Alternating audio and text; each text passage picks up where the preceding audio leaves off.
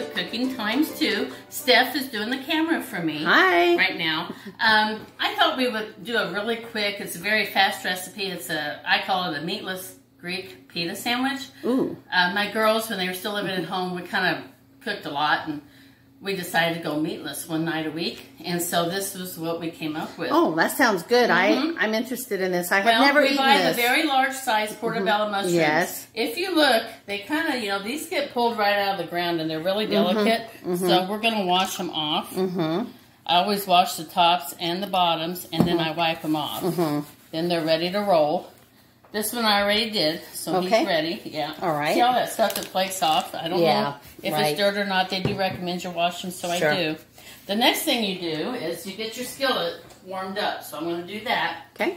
This is going to act as your meat, guys. And look how nice and thick these things are. I mean, it really is like having a nice piece of meat. Well, I love portobello mushrooms, and they're full of nutrition, and they're just really good for, I believe they're kind of an anti-inflammatory thing. So for people with autoimmune disease, that's great. And it's very easy. All you need is this, your favorite vegetables, which right now is tri-colored peppers. And then I'm going to do a few onions. Okay. Now my husband used to not, he doesn't like peppers. He used to not like onions. He does now.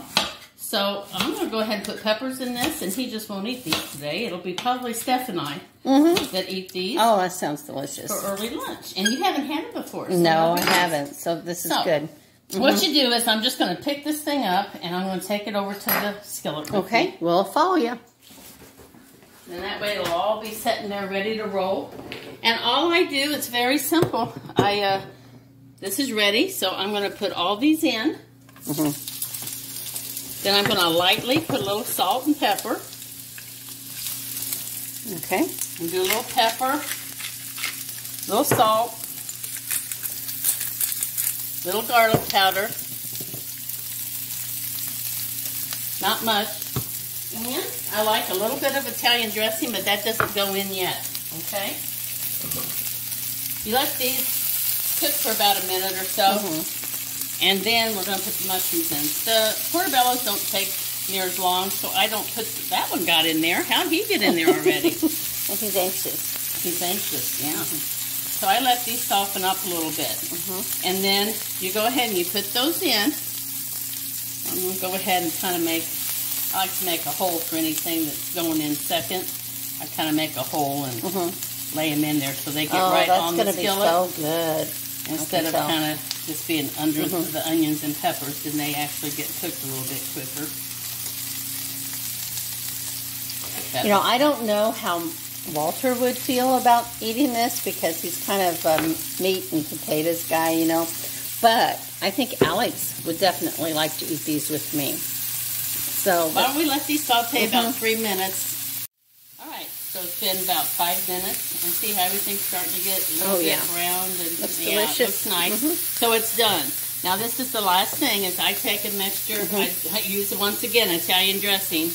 I put some Italian herbs in there, and I put that in over it, and I toss it around a little bit. I don't really cook it; I just toss it, and I bring it over, and we're going to stuff it in our pita. Okay. I use these Greek pitas. When you cut them open. It's a pocket. Okay. Now, I like to use Swiss cheese. And I just get the large piece and I stick it down in there. And then I just literally take this and go like this and scoop it in. And I fill them all the way up. And then I lay them down. I'll lay it down this way so everybody can see it. Oh, that looks beautiful. It's delicious. And I'll do one more just so you can kind of see the technique. Now, I want you guys to try these, even if you're just a meat and potato person anyway. It would be good to get used to something a little different, something that's fresh. And with this spring and summer coming, people are going to be having some fresh vegetables from their garden and stuff. So why not go ahead and try this? It's something different. Okay. So we can lay it like that. I'll hold it up so you can see it real good. It does look good. Yeah. Now, it's super hot, so I think... Do you want to try it? Well, anyway? we need to maybe let it cool for a minute or two, so we'll go ahead and pause and come back. Okay. All right, guys, this has been cooling for about 5 minutes. I'm going to go ahead and give it a taste.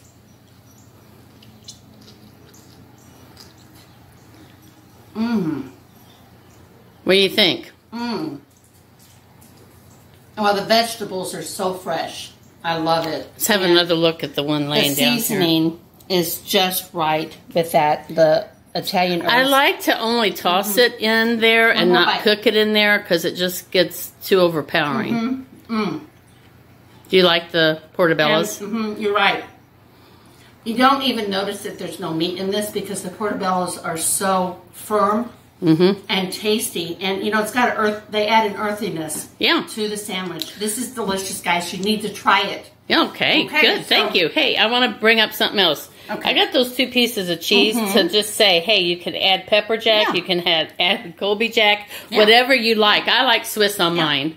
But try whatever you want. If your husband likes spice, put some Frank's hot sauce on there. Oh, yeah, that would be delicious. Okay, well, guys, it's Stacy and Stephanie with Cooking Times 2. See you next time. Bye. Bye.